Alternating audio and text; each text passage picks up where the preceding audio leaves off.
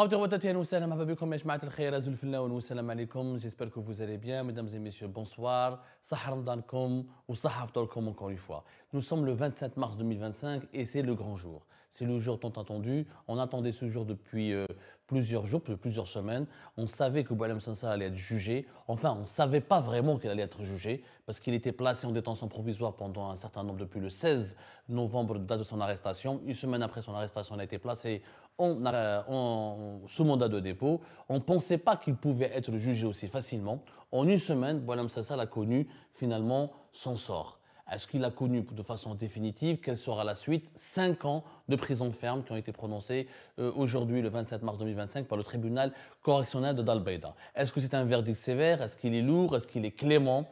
Est-ce que Boualem Sansal pourrait s'en sortir? Les réactions de la classe politique française ont été diverses. Le président de la République française a réagi de façon un peu mystérieuse, comme s'il était rassuré, comme si on s'attendait à un dénouement plus heureux. Boualem Sansal condamné, mais est-ce qu'il sera sauvé? Est-ce que Tebboune va l'utiliser comme monnaie d'échange? Est-ce que c'est un otage? Est-ce que c'est un héros? Ou est-ce que c'est un salopard, comme essaie de le faire croire la presse algérienne ou quelques cercles de la société algérienne? C'est ce que nous allons essayer de savoir aujourd'hui dans un débat le plus franc possible, le plus objectif possible, le plus neutre possible pour comprendre les dessous, les tenants, les aboutissants de l'une des affaires politico-judiciaires les plus complexes de l'Algérie contemporaine. Et pour cela, j'ai l'honneur et l'immense plaisir d'accueillir avec moi M. Kamel Benchir, poète, écrivain, et vous êtes membre fondateur du comité de soutien de Boualem Sansal. Merci beaucoup, M. Kamel, d'avoir accepté notre invitation. Bonjour Abdou et merci de votre invitation. Et j'ai l'honneur et l'immense plaisir d'accueillir quelqu'un que vous avez déjà vu sur notre plateau. D'ailleurs, sa présence la dernière fois a suscité énormément d'intérêt. Elle a défrayé aussi la chronique, puisque l'émission a beaucoup cartonné. Vos commentaires ont été très nombreux au sujet de ce débat que j'ai eu le plaisir d'avoir la dernière fois avec Mohamed Sifaou, notre confrère, journaliste et écrivain, présentateur, enquêteur, journaliste d'investigation et auteur d'une dizaine de livres sur l'Algérie, les relations algéro-françaises, surtout les thématiques de l'islamisme, de lutte contre le terrorisme. Mohamed Sahar Mdanek, et merci d'avoir accepté notre invitation. Bonsoir, merci de l'invitation. Et bonsoir à l'ami Kamel qui partage avec nous cet échange. Je suis ravi de le retrouver ici. Et merci de l'invitation, encore une fois. Voilà, je vous demande la permission de vous tutoyer si c'est possible, parce que le thème est assez grave et comme nous essayons d'apporter un peu de fluidité dans nos échanges et de sérénité, et d'essayer d'expliquer ce qui est très compliqué, très complexe dans cette affaire. On se tutoie d'habitude et on est des amis. Ah, bah, très bien. Merci. Alors, j'aimerais commencer avec toi, Kamel, membre fondateur de ce comité de soutien de Boualem Sansal. Vous avez été très actif pour tous les membres de ce comité, plusieurs rassemblements, une mobilisation extraordinaire. Franchement, moi, j'étais étonné. Ça fait à la fois plaisir et ça interpelle qu'un écrivain algérien, avant d'être français, parce qu'il est français que depuis peu, mais il est algérien depuis toujours, il a bénéficié d'un énorme élan de solidarité. Alors aujourd'hui, c'est le verdict. Kamel, quels sont les impressions ou les ressentis des membres du comité de soutien de Boualem Sansal?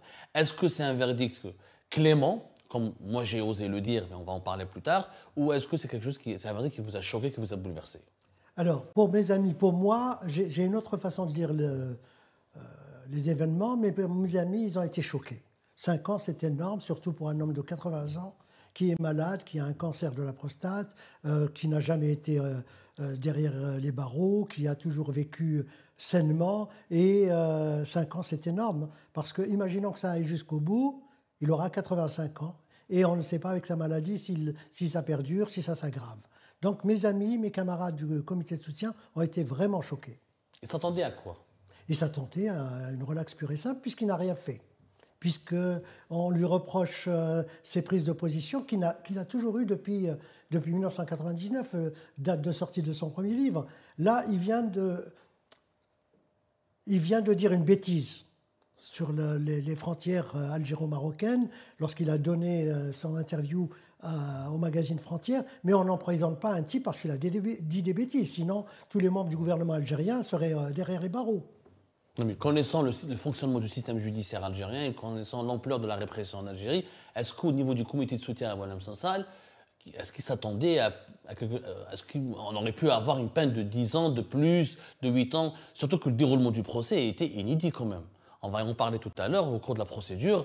Boualem Sansal, finalement, Tout le procès, je rappelle, nous l'avons dit, sur Algérie Part, il ne s'est pas appuyé sur ces déclarations aux médias frontières. 80% des charges ont été motivées par des discussions privées extraits du WhatsApp personnel de Boualem Sansal. On ne l'a jamais dit assez suffisamment. D'ailleurs, je trouve que le comité de soutien ne l'a pas suffisamment commenté ou bien analysé la première audience du procès en appel. C'était, on dirait, un procès d'extraterrestre. On a jugé quelqu'un sur la base, peu importe ce qu'il est Boualem Sansal, peu importe ce qu'il a dit, mais on l'a jugé sur une base de ces discussions privées avec l'ambassadeur actuel de France à Alger, Stéphane Romaté, et l'ancien ambassadeur de France à Alger, M. Xavier Driancourt. Est-ce qu'au niveau de votre comité, vous n'auriez pas peut-être dû mieux traduire, mieux expliquer cette réalité extravagante? D'abord, pour nous, ça a très difficilement circulé ce qui s'est passé le 20 mars à Dar el-Baïda, au tribunal correctionnel. Ce que nous avons retenu et ce que mes camarades ont retenu surtout, c'est qu'il a été jugé en 4 mois au lieu de 2 ou 3 ans. Il a été jugé dans un tribunal correctionnel et non pas dans une cour criminelle. On a tout de suite jugé et la majorité de mes camarades pensent qu'il y a un deal derrière, c'est-à-dire on va le condamner et derrière la condamnation, il va y avoir certainement une grâce présidentielle. Alors justement, cher confrère, toi qui es bien renseigné et qui suit attentivement ce qui se passe entre l'Algérie et la France, cette thèse, moi on me l'a confirmé aussi, beaucoup de sources me le disent effectivement, que Abdelmadjid Tebboune a été accéléré, c'est lui-même qui a demandé au ministre de la Justice algérien, le ministre algérien de la Justice, Lotfi Boudjema'a, c'est lui-même qui a fait pression au tribunal de Dar el-Baïda pour accélérer ce procès qui s'est déroulé encore une fois dans des conditions extraordinaires, je dis bien extraordinaires, 20 minutes uniquement, 20 minutes, les échanges entre Boualem Sansal et les juges, tout le matin avec un seul témoin qui a été une journaliste de Chelour, qui a été envoyée spécialement, hâtivement à la dernière minute pour faire un compte rendu, et nous avons traduit ce compte rendu, nous l'avons publié d'ailleurs sur Algérie Part, nous en avons parlé, nous avons commenté ce qui s'est passé. Alors, est-ce qu'il n'y a pas un deal, Mohamed? Est-ce que finalement, Boualem Sansal a été condamné pour pouvoir être sauvé?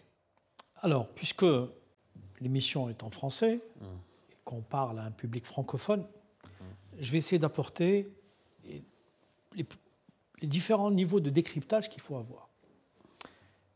Pour les Algériens, ce que je vais dire, ça va leur parler parce qu'ils connaissent ça.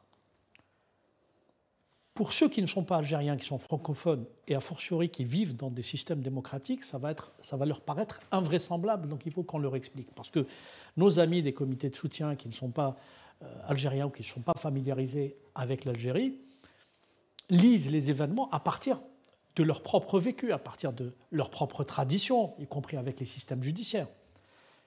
Il faut faire un pas de côté. Et si on devait garder un intérêt, ou un seul, à cette affaire, malheureuse affaire Boualem Sansal, c'est qu'elle nous donne la possibilité de parler véritablement de ce qu'est ce régime algérien, cette dictature algérienne. La dictature algérienne, c'est quoi? C'est un pouvoir illégitime qui s'est emparé des attributs de la souveraineté pour faire de ce pays une propriété privée. Tu es toi-même victime du système judiciaire. 40 millions d'Algériens sont potentiellement victimes du système judiciaire. Les oppositions sont victimes du système judiciaire et le système judiciaire est utilisé et instrumentalisé par les pouvoirs politiques et sécuritaires à des fins exclusivement de répression, de chantage et de régulation du système de gouvernance. C'est la raison pour laquelle on retrouve ce système judiciaire en train de broyer, y compris des enfants du système qui ont servi ce même système, des civils et des militaires, durant les décennies précédentes. Donc il faut déjà comprendre ça. Tu posais la question, est-ce que c'est clément ou c'est sévère? Moi, je répondrai de façon différente. Ce n'est ni clément ni sévère, c'est calculé. Qu'est-ce qui est calculé? Le régime algérien a décidé, pour des raisons qui lui sont propres, de faire de Boualem Sansal un exemple, dans un contexte de tension entre la France et l'Algérie. Et ce n'est plus une question d'exemple, c'est un otage. Ils en ont fait un otage. Parce que, évidemment, ils connaissent ses amitiés, ils ne s'en cachaient pas, ils connaissent ses penchants pour, je dirais, une tendance plutôt radicalement anti-islamiste, voire très critique à l'égard du système de gouvernance en Algérie, et ils connaissent ses points de vue qu'il a de toute manière assumé à travers ses romans et à travers ses déclarations publiques. Par conséquent, lorsqu'il est interpellé arbitrairement, on le sait, et tu l'as dit, c'est pour un motif fallacieux, qu'est-ce qu'il a dit en définitive? C'est l'équivalent de ce que pourrait dire un intellectuel ou un écrivain français au sujet des Pyrénées, ou au sujet de Nice, ou au sujet de l'Alsace-Moselle, disant que Nice appartiendrait à l'Italie, ou que les Pyrénées appartiendraient à l'Espagne, ou le pays catalan en France appartiendrait à l'Espagne, ou que l'Alsace-Moselle appartiendrait à l'Allemagne, etc. Ça n'emmènerait pas sa personne en prison en France, ni dans aucune démocratie. Mais dans un pays qui est entre les mains d'une clique de voyous, où le système judiciaire est entre les mains de cette clique, comme tous les autres attributs de la souveraineté, eh ben, ça part en prison parce que, non pas pour punir Salsan uniquement, bien sûr, ils veulent punir Salsan, mais ils voulaient créer un rapport de force à travers lui avec la France. Et d'une certaine façon, punir Macron. Et, disons, certains courants français.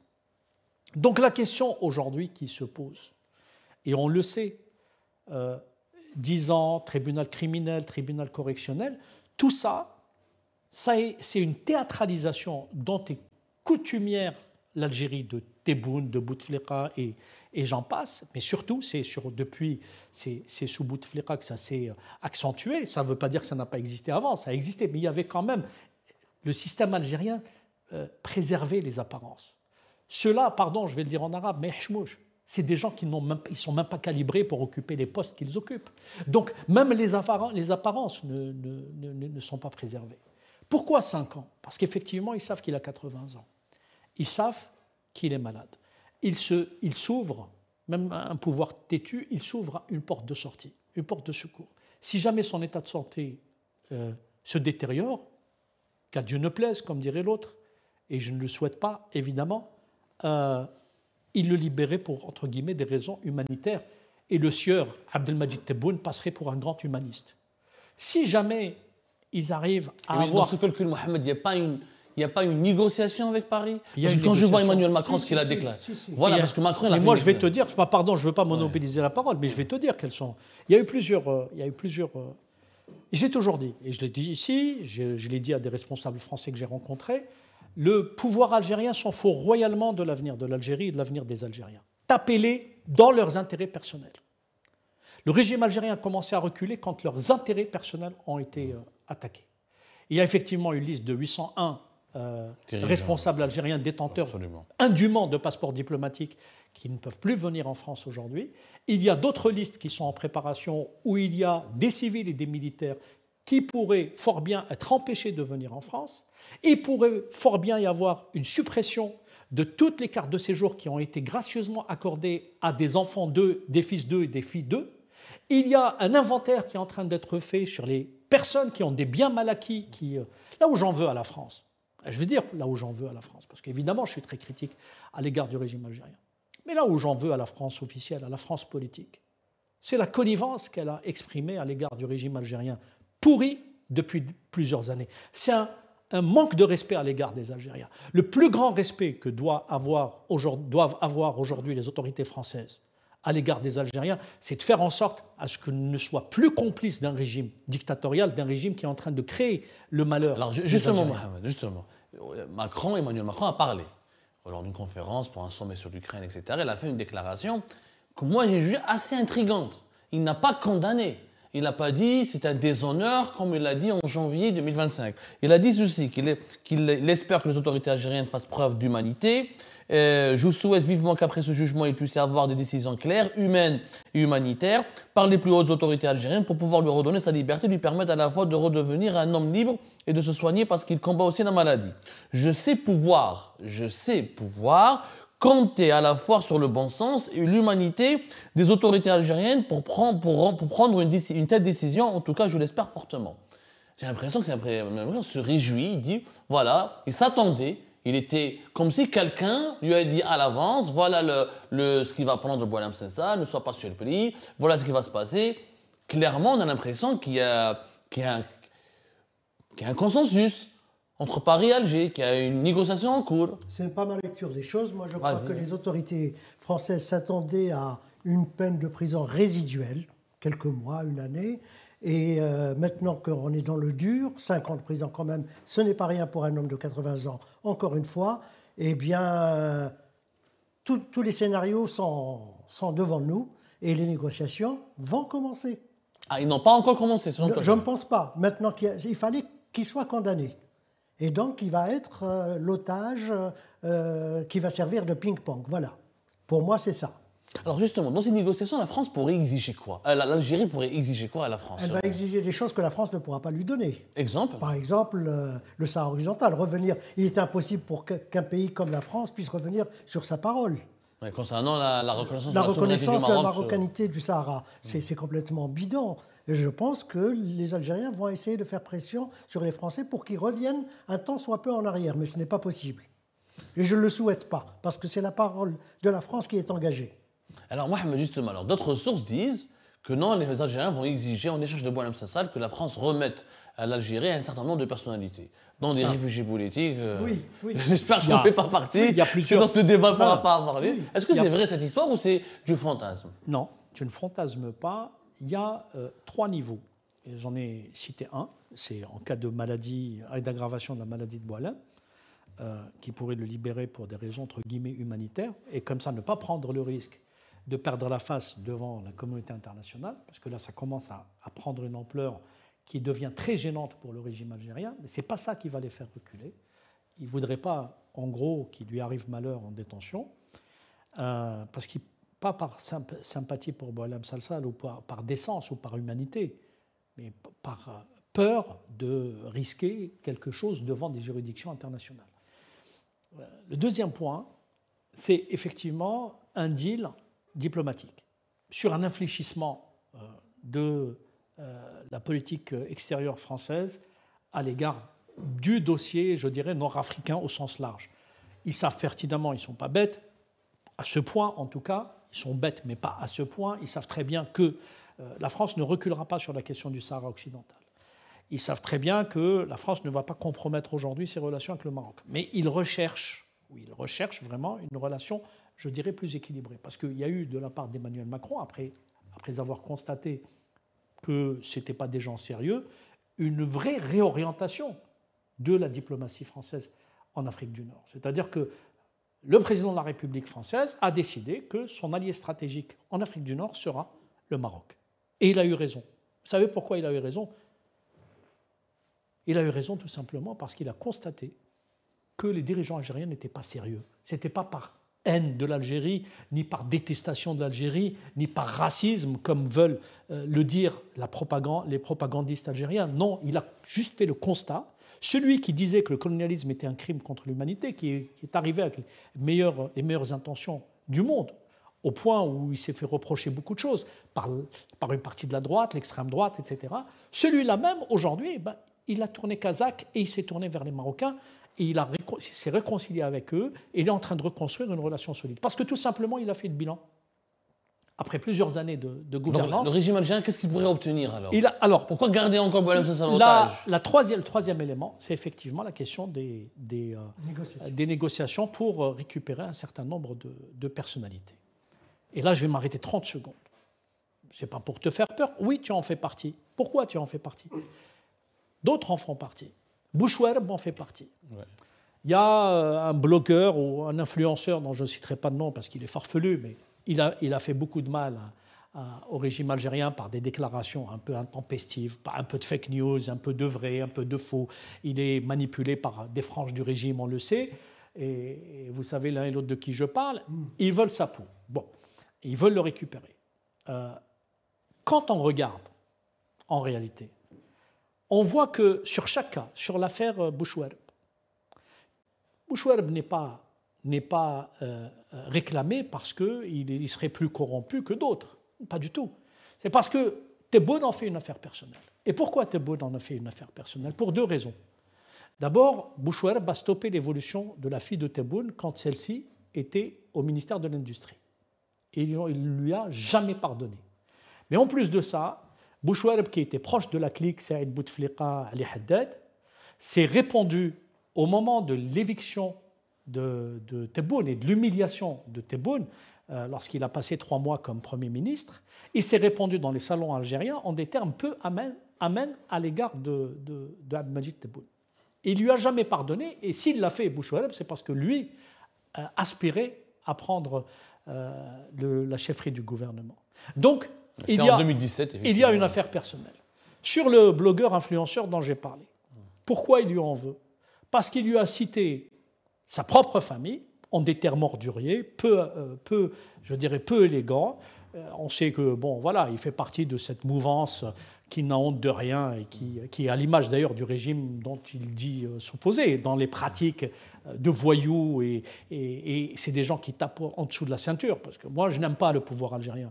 Mais moi, contrairement aux gens du pouvoir algérien, je ne m'attaque pas aux familles, je ne m'attaque pas à la vie privée. Moi, je m'attaque aux choix idéologiques, aux choix politiques. Et à des injures, des calomnies, de violations des vie privée. Donc il y a eu évidemment à la fois des calomnies, il y a eu des choses vraies, il y a eu des choses fausses.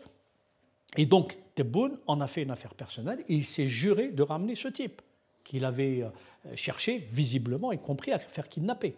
Et l'affaire est en cours. Il y a d'autres. Toi, pour d'autres raisons, parce que tu as enquêté, parce que tu as fait des révélations qui gênent à la fois Tebboune et certains membres de sa clique.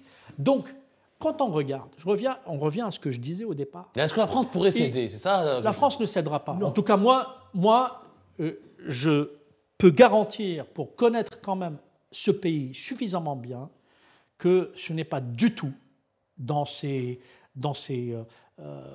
comportement, dans son ADN aujourd'hui. Il fut un temps où justement il y avait une connivence malsaine. Je rappelle quand même que l'assassin d'Ali Messili, qui a été tué à Paris, sur le territoire français. Oui. Il a été tué par quelqu'un qui avait été arrêté du temps de Pasqua, qui avait été arrêté le lendemain ou le surlendemain, et qui s'est retrouvé dans un avion en destination d'Alger pour le renvoyer à ses commanditaires 48 heures plus tard. Ce temps est révolu. Aujourd'hui, on ne peut plus faire ça. La France ne sait plus faire ça, et heureusement, parce que ça, c'est des relations malsaines.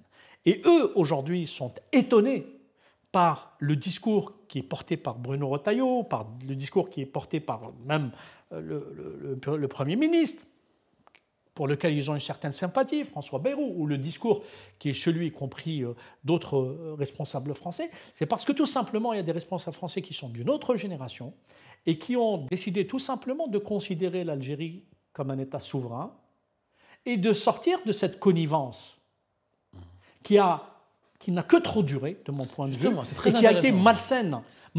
Moi, j'en appelle, de la manière la plus officielle qui soit, parce que je le dis dans des rencontres en tête-à-tête que j'ai pu avoir avec les uns et les autres à différents niveaux, que ce soit avec des institutions sécuritaires ou avec des personnalités politiques, de grâce, arrêtez les relations malsaines avec le régime algérien, qui est une dictature, et construisez une relation saine d'État à État, justement, autour de la dignité. Nous avons ici un livre qui peut-être témoin et qui illustre parfaitement les propos de Mohamed. C'est que la France a changé, la preuve, dans ce livre Paul Boualem Sansal, qui est sorti aujourd'hui même, dont vous êtes parmi les co-auteurs, parmi les contributeurs. C'est un livre collectif qui est sorti le 27 mars, comme par hasard, le jour même du verdict de Boualem Sansal. Je ne sais pas s'il y a une... Ça a un lien. C'est un lien. J'allais poser la question, oui. Kalam, c'est un lien. Oui. Il y a quand même 3 anciens premiers ministres et des ministres au pouvoir actuel, comme Bruno Retailleau, qui ont signé des textes, etc., favorables à Boualem Sansal et qui attaquent ouvertement le régime algérien. Ça, on n'avait pas ce genre de publication, ce genre de prise de position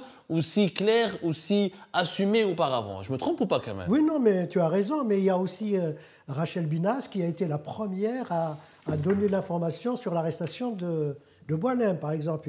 Il y a nos amis du comité de soutien international comme Benedetti ou Rosès. Il y a des grands écrivains comme Alain Aswani, qui n'est pas un grand écrivain égyptien. Elisabeth Badinter. Il y a des personnalités influentes.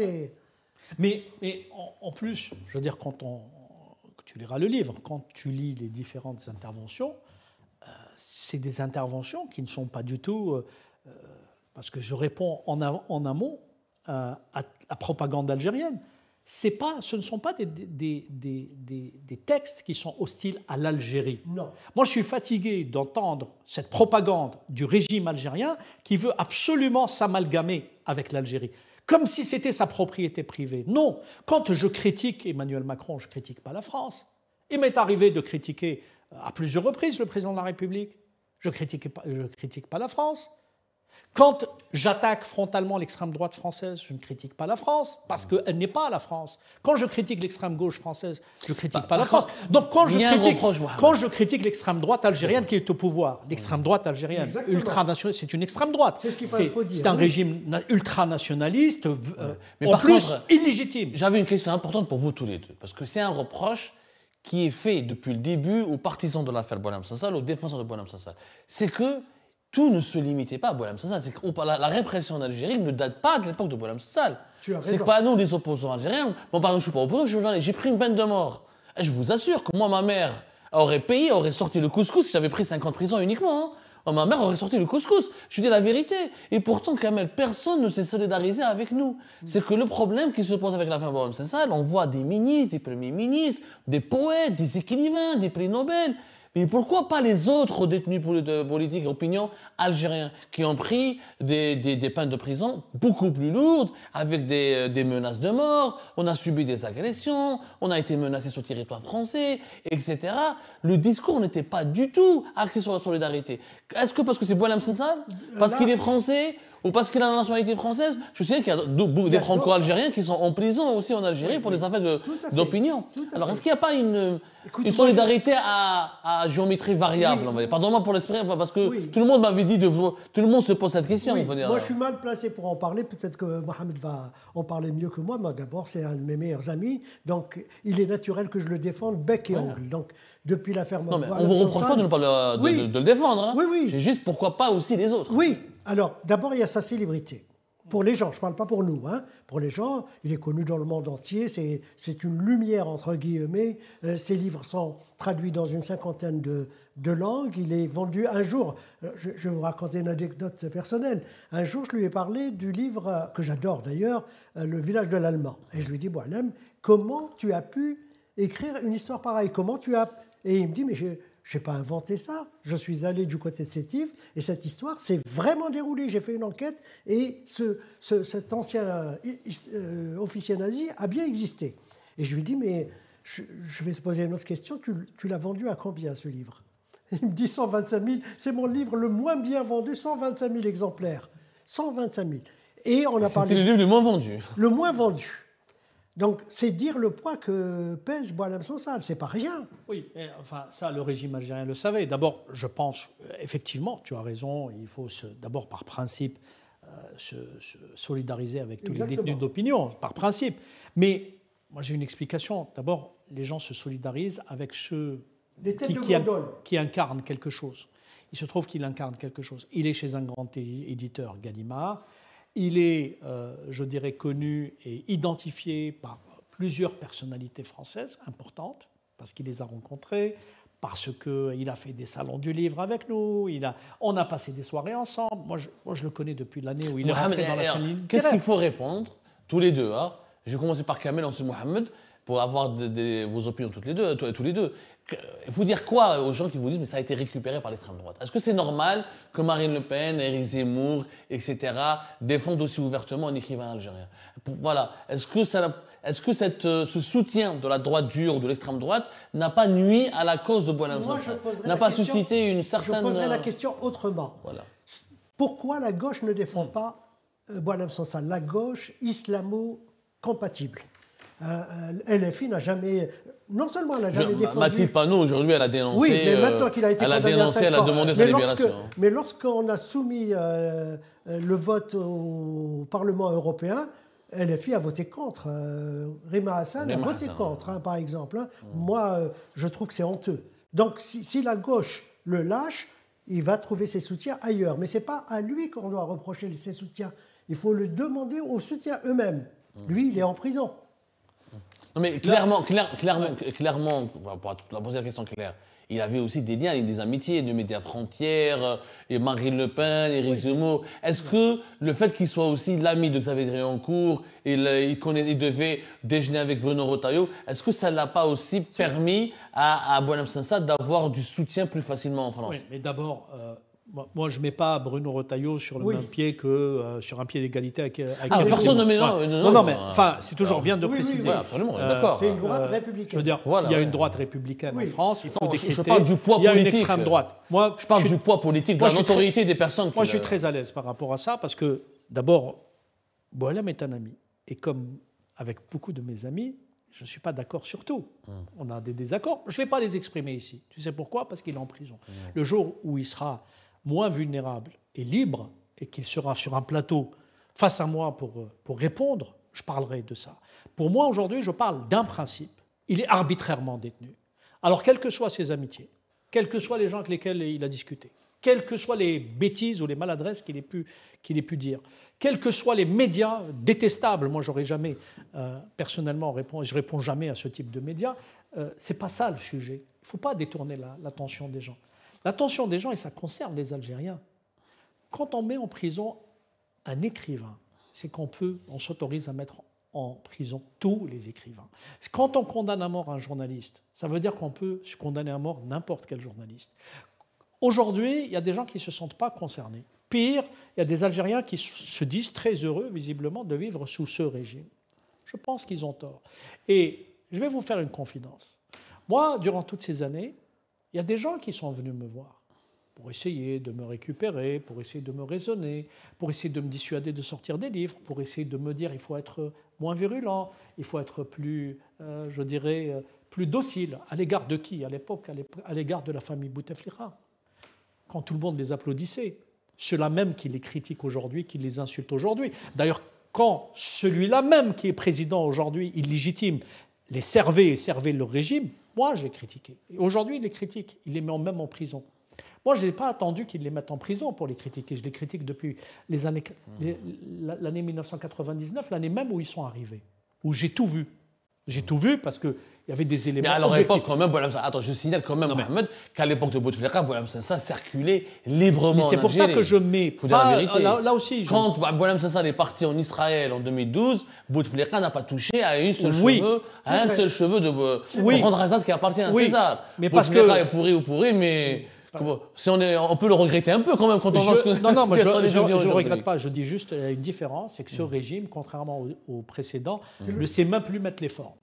C'est une dictature comme les dictatures précédentes. La différence, c'est que les dictatures. C'est pas pire. C'est que les dictatures précédentes mettaient les formes. Non, il y a des journalistes qui sont morts. Il y a un journaliste, je crois, qui est mort en prison sous Bouteflika. Oui. Il y a dans des conditions troublantes. Dans des conditions troublantes, il y a eu pas mal d'affaires. La corruption a pris une dimension jamais égalée, me semble-t-il. Il y a eu des histoires qu'on croyait voir dans des films, des histoires de commentés. Mais tout de même, est-ce que tu es d'accord avec ce constat? Est-ce qu'on pourrait mettre sur le même pied d'égalité le régime Bouteflika et le régime... Bon, pas le mettre sur le même pied d'égalité. Est-ce qu'on pourrait les assimiler tous les deux à des dictatures absolutistes, sachant que tu es l'ami de Boualem Sansal? Boualem Sansal, à l'époque de Bouteflika, moi je partais et je revenais souvent en France, il venait avec nous pour les affaires, et on prenait des fois le même vol, je le croisais dans le même vol Alger-Paris, je ne l'ai jamais vu se faire emmerder par la PAF. Là, il a été emprisonné, mis en prison, on a la campagne de dénigrement contre sa propre mère. Jamais au régime de Bouteflika, on a vu ça. Est-ce que quand même, toi qui dis son ami, comment il vit? Est-ce que lui-même, est-ce que Boualem Sansal... Pardon Abdou, je rappelle quand même qu'on a eu un grand journaliste, qui s'appelle Mohamed Benchikou, qui a été arbitrairement arrêté, qui a été mis en prison, qui est tombé malade en prison, et il faut le voir maintenant physiquement, qui est sorti affaibli. Moi, je sais dans quel état il se trouve, Mohamed Benchikou. Le Matin, qui était un grand journal, a été fermé par le fait du prince. Donc, il ne faut pas se tromper. Alors, après, sous le régime actuel, il y a eu 14 journalistes emprisonnés. D'accord. En 4 ans, 14 journalistes. C'est pour ça que je dis, et je répète, ce régime est le pire parce qu'il ne sait même pas mettre les formes. C'est-à-dire que c'est une dictature vous qui avez connu Boualem Sansal, quel était le regard réel de Boualem Sansal sur ce régime? Il les méprisait, et il le méprisait. Un jour, il me l'a dit texto, il m'a dit « Ces gens-là me méprisent, mais le mépris n'a jamais tué personne. » Voilà. Et il m'a dit malgré moi, je les sers, parce qu'en tapant dessus, ils disent au monde entier « Regardez, Boualem Sansal nous tape dessus, mais comme nous sommes des démocrates, on le laisse parler. » Voilà, ça, il me l'a dit. Et il me l'a dit aussi. Oui. En ces termes précisément. Oui. Je veux dire, je peux signer exactement, il disait ça. Parce que, d'abord, il pensait que, au regard de la notoriété qui était la sienne, au regard, finalement, de ce qu'il traitait, c'était un romancier, c'était pas un enquêteur, c'est pas quelqu'un qui soulevait des lièvres sur les affaires de corruption, sur les biens mal acquis. Bon, c'est Il donnait son avis. Qui exprimait une position et qui l'exprimait de façon plutôt élégante. Oui. Plutôt élégante. C'est quelqu'un de très élégant et de très doux. D'ailleurs, même quand on a des désaccords avec lui, voilà, mais quelqu'un avec lequel on ne se dispute pas, parce qu'il est d'une gentillesse.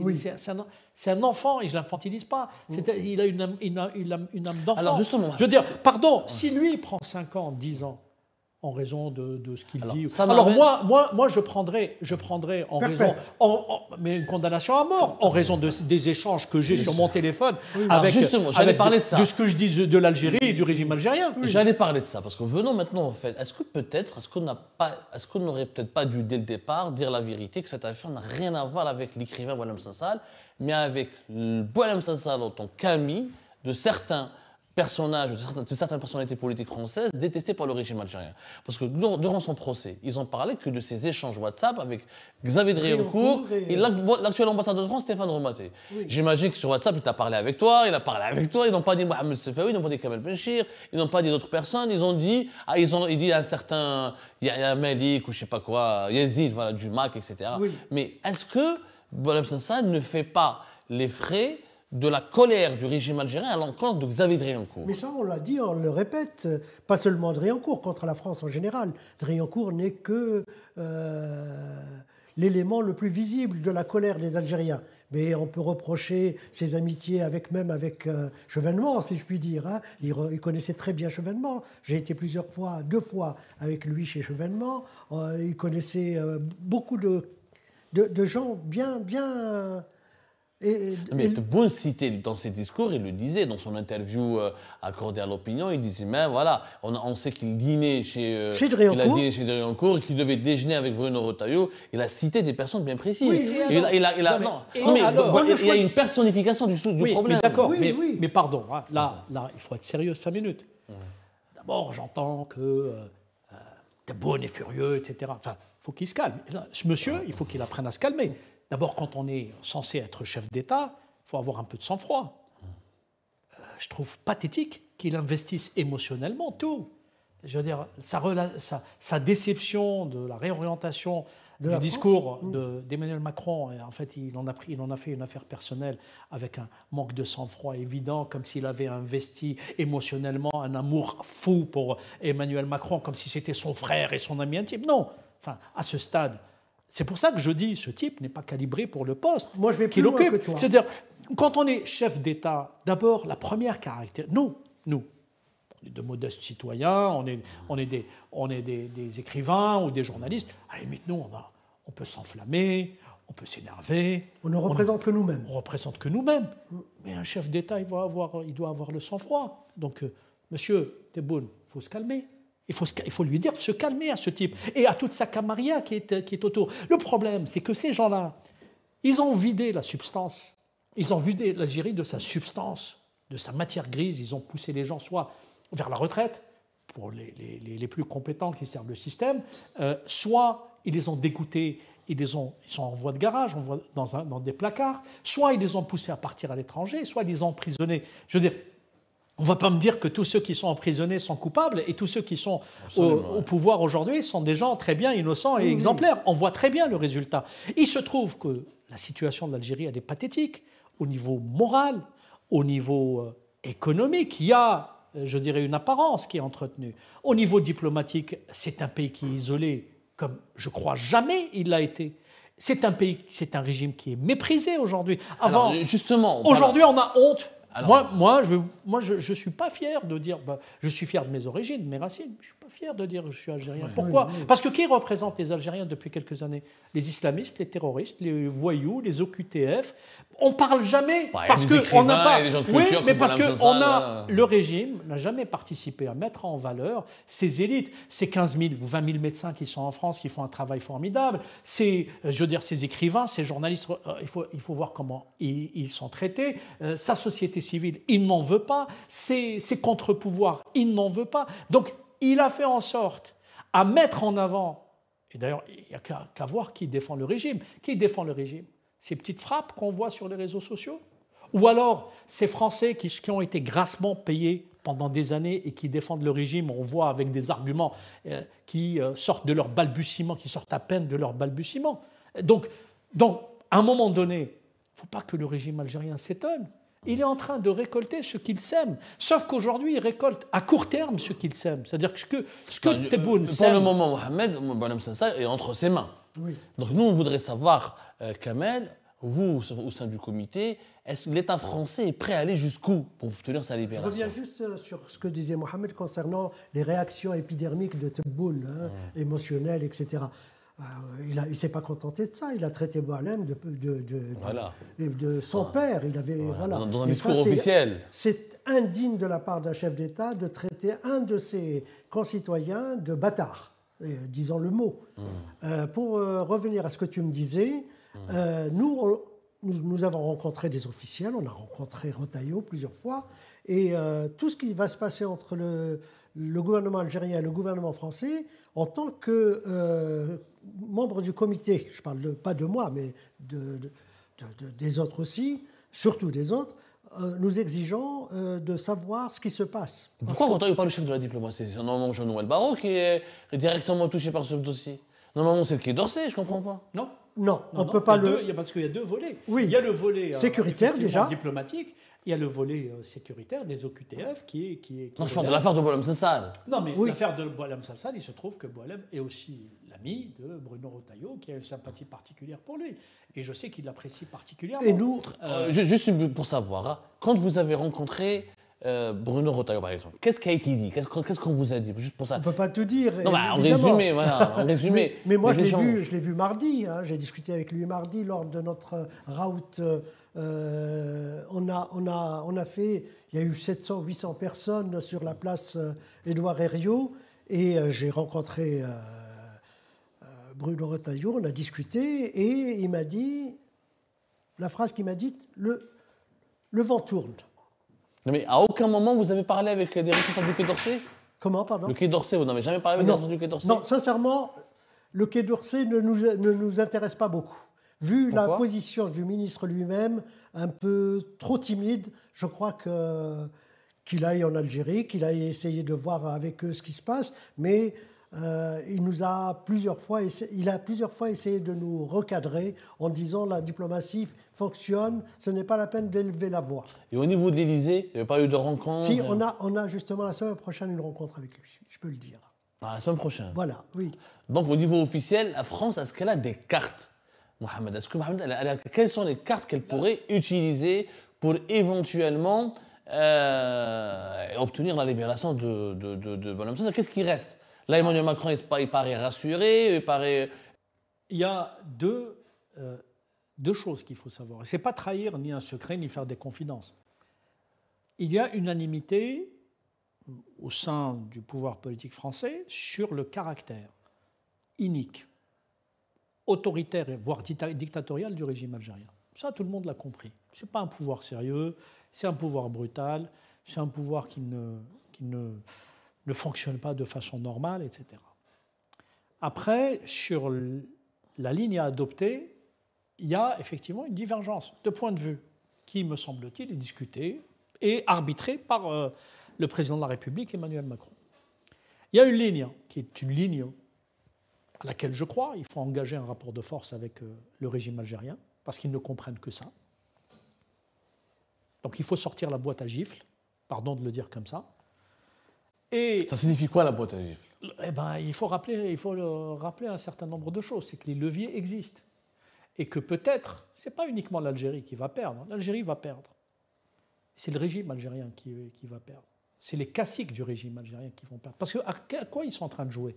Ils sont en train de compromettre leurs relations avec leurs meilleurs alliés. Avec qui ils se permettraient ce type de relation? Avec les États-Unis de Trump? Je ne pense pas. Avec la Russie de Vladimir Poutine? Je ne crois pas. Avec la Chine de Xi Jinping?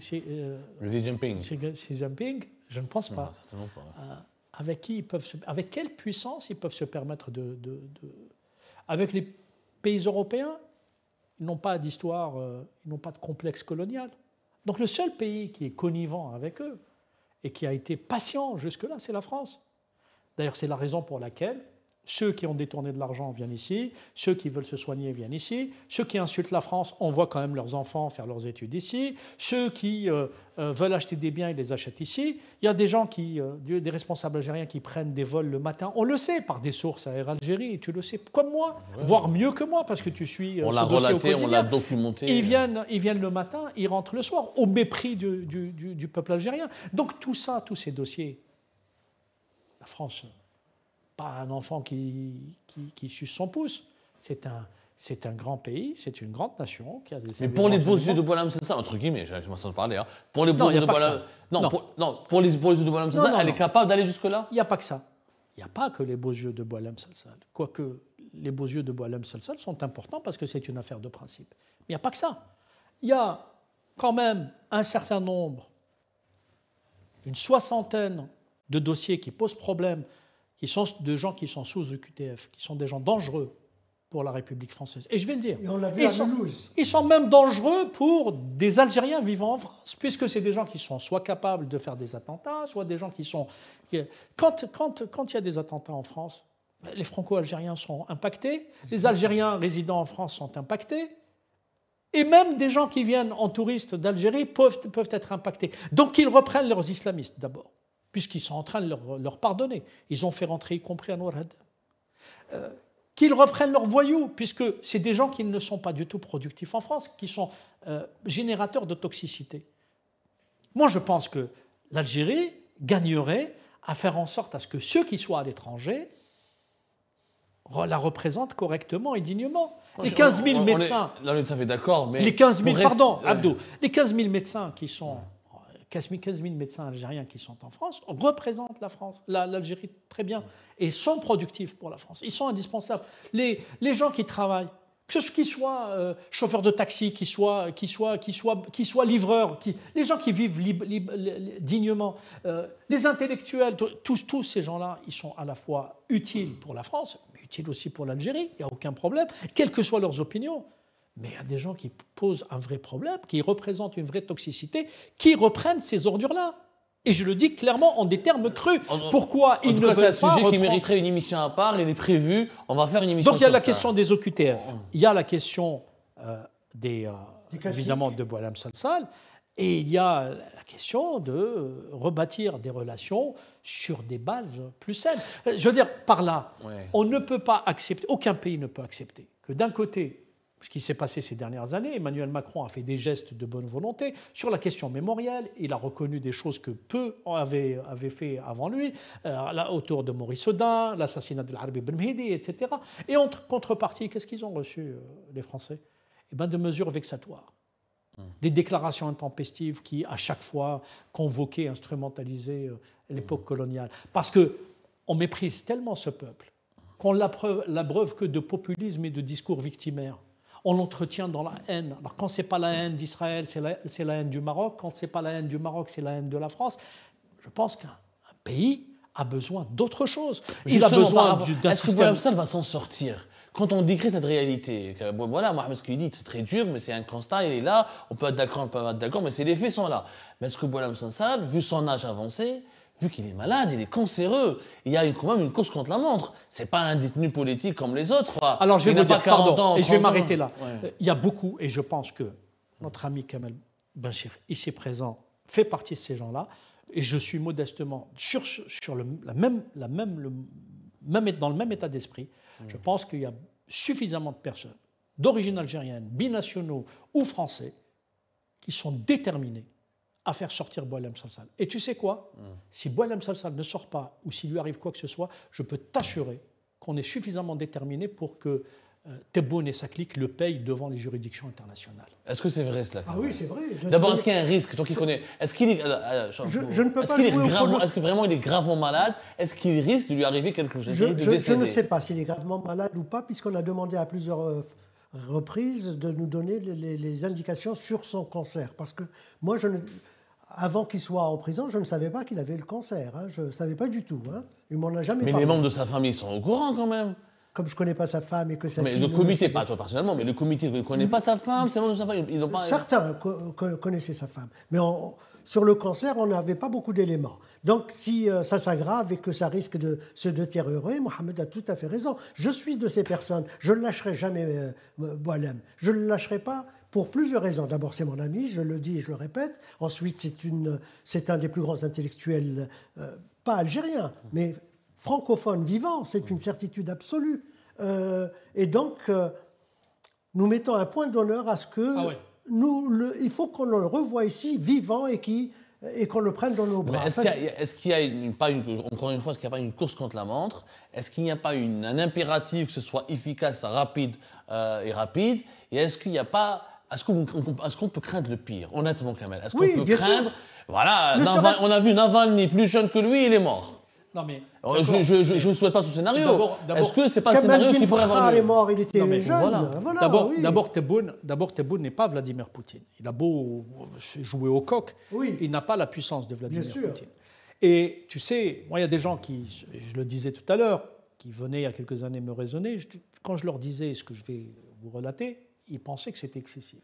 Je dis, ce que vous ne comprenez pas, c'est que ce système-là, il est capable de vous broyer, y compris vous-même. Vous broyer. Eh bien, ils sont passés par la case prison. Alors que je suis convaincu qu'ils ne sont absolument pour rien, dans rien du tout. Plusieurs personnes. Pas une, pas deux. Ce Tebboune, qui aujourd'hui joue le coq parce qu'il a les attributs de la souveraineté entre les mains. On ne sait pas de quoi est fait demain. Il faut être humble. Il y a eu des cas d'histoire où des gens se sont crus invulnérables. Il est où Kadhafi? Il est où Saddam Hussein? Il est où Bachar al-Assad? Il est où Ben Ali? Ces gens... Mohamed, tu es en train de nous dire que si par malheur, Boualem Sansal risque de lui arriver quelque chose, ça peut être un facteur du chute du pouvoir algérien? Non. Voilà, malheureusement. Mais la versatilité du pouvoir algérien. Il y a quelques mois, il était du côté du pouvoir syrien. Aujourd'hui, le pouvoir syrien est tombé. Je pense que le pouvoir algérien a des craintes aussi. Mais Boualem Sansal pourrait être le symbole de quelque chose qui pourrait être déclenché? Non, je ne parlais pas de ça. Je parlais uniquement de ce que disait la chute des pouvoirs, de ce que disait Mohamed. Il reste des juridictions internationales, il reste des leviers. Et heureusement, il reste une communauté internationale, il reste des intellectuels, il reste des intellectuels à travers le monde. Cette affaire n'est pas uniquement franco-française. Il y a des comités de soutien qui ont été créés partout, grâce aussi au comité de soutien français initié par Mais on a l'impression Kamel que dans le monde anglophone, on n'en parle pas beaucoup.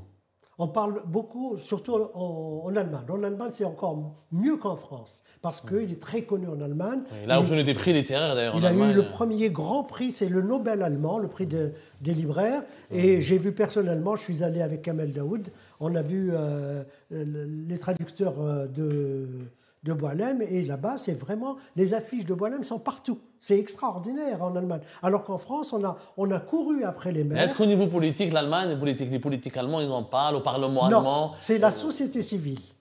Voilà. En Belgique, une résolution a été introduite hier par deux amis, dont François De Smet, que tu dois connaître, l'ancien patron de Défi, et qui va être rejetée par les socialistes. Ça, on n'arrive pas à comprendre. Et donc... c'est quoi cette résolution? Est-ce qu'on peut comprendre de quoi il s'agit brièvement? La résolution demandant instamment à l'Algérie de libérer sans condition Boualem Sansal. Au Parlement belge ou Parlement européen? Non, Parlement belge. Le Parlement européen, c'est déjà passé. Il y a un projet de résolution en France. En France, qui va être porté par Le Grip. Madame Constance Le Grip. Voilà. Qu'on a vu mardi. Absolument, avec laquelle je suis en contact. Voilà. Et donc, on a l'écoute et l'oreille. Et aux États-Unis? On verra. Je pense que toutes les bonnes volontés sont en train de bouger pour faire en sorte à ce que cette affaire ne reste pas à un niveau de franco-français. Moi, en tout cas, je ne sais pas quel est... Je viens évidemment à ton émission avec grand plaisir, mais je tenais aujourd'hui à aller sur un média regardé par des Algériens. Parce que je ne veux pas insulter leur intelligence. Je sais qu'on est beaucoup injuriés, mais je sais qu'il y a beaucoup d'intelligence qui nous regardent. Et je veux m'adresser à ces gens-là, c'est-à-dire à ces Algériens silencieux qui subissent le régime en silence et qui sont inquiets de la trajectoire que prend ce pays. Le problème, il est où? C'est qu'avec des affaires comme ce qu'on est en train de vivre aujourd'hui, au sujet des relations franco-algériennes, au sujet de l'affaire Salsal. Ça sert à quoi au final? Aussi à des contre-feux, pour créer un fantasme d'ennemi imaginé et amplifié, pour faire oublier aux Algériens leurs vrais problèmes. Leur vrai problème, c'est quoi? C'est l'absence d'un système médical digne de son nom, puisque ceux-là même qui sont aux affaires sont obligés d'aller se faire soigner à l'étranger, c'est dire qu'ils n'ont aucune confiance dans leur propre système de santé. C'est l'absence d'un vrai système éducatif, une vraie politique de l'école. C'est quoi l'avenir des enfants algériens? Les jeunes couples qui sont sur Internet et qui ont de jeunes enfants, c'est quoi l'avenir de leurs enfants? C'est le fait qu'aujourd'hui, il y a un système judiciaire qui est inique dans un pays. Tout le monde est justiciable. Tout le monde peut avoir affaire à la justice. Moi, quand, pour une raison ou pour une autre, j'ai un casier judiciaire vierge, quand pour une raison ou pour une autre, ou quand quelqu'un porte plainte pour diffamation, pour n'importe quoi, je n'ai pas peur en France. Quand je vais devant un tribunal français, je peux dire que j'ai confiance dans cette justice. C'est malheureusement pas le cas. Les Algériens, quand je discute avec eux, y compris des fonctionnaires algériens, des gens qui sont parfois à des postes de responsabilité, il y a certains qui m'ont dit des choses qui m'ont ahuri. Ils te disent, quand on rentre en Algérie, on arrive à l'aéroport, on a la boule au ventre. Oui. Parce qu'ils ont peur de se faire arrêter, pour une raison ou pour une autre. Le fait du prince. Quand ils sortent, ils ont peur de découvrir qu'ils ont un ISTN. Dans quel pays au monde on vit ça? Est-ce qu'un Norvégien, quand il va en vacances, il a peur de rentrer en Norvège? Est-ce qu'un Français, quand il part en vacances, il a peur? Moi, quand je partais à une certaine époque énormément pour faire des reportages en Afghanistan, au Pakistan, au Yémen, en Égypte, etc. Parfois, je passais 1 mois, 5 semaines. J'étais toujours content de revenir en France parce que, outre le fait que je retrouvais les miens, mes proches, mes amis, j'étais content et fier de revenir dans mon pays d'accueil. Parce que, voilà, c'est le lieu de la sécurité qui m'accorde la sécurité, la protection, la bienveillance, etc. Ce n'est pas le cas pour les Algériens. Et c'est ça. Pour finir, un scénario probable. Et si Boualem Sansal est relâché, remis en liberté, mais avec une interdiction de quitter le pays, et avec une sorte de liberté conditionnelle qui l'enferme à Boumerdès, est-ce que ce serait acceptable? Ah non, ce serait pas acceptable, non. C'est un scénario qui peut avoir lieu. D'abord, on le remet en liberté, mais on ne le laisse plus jamais repartir en France. Non. Il ne pourra plus jamais s'exprimer. Moi, je vois le contraire même. Je vois une déchéance éventuelle de la nationalité algérienne pour trahison, etc. On peut tout trouver. Hein. Ça, juridiquement, c'est extrêmement impossible. On n'est pas incompliqué. Si, pour trahison, si.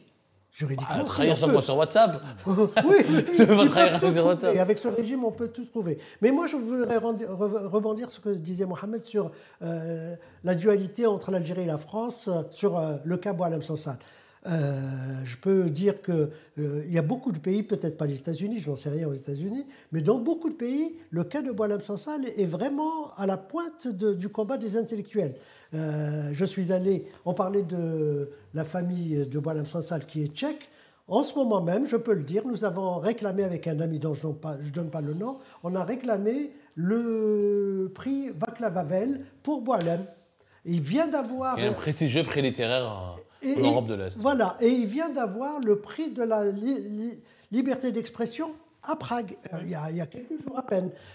Notre ami Jean-Michel Blanquer a pu avoir... Qui est un ancien ministre de l'Éducation ici en France. Voilà, il a pu avoir la signature des 30 plus grands écrivains latino-américains qui réclament la libération immédiate et sans condition de Boualem.